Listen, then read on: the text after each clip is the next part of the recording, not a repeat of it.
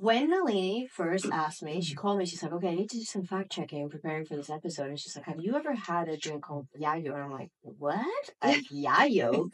So Which means grandfather. It means grandfather, but the interesting thing is yayo and yaya is like grandma, grandfather, grandma, grandpa in Valencian or Catalan. Okay. Normally. So when you were mentioning about this, I'm like, this is interesting. I've never heard about this. I then asked my mom. Yes. It's like, hey, have you ever? And she's like, no.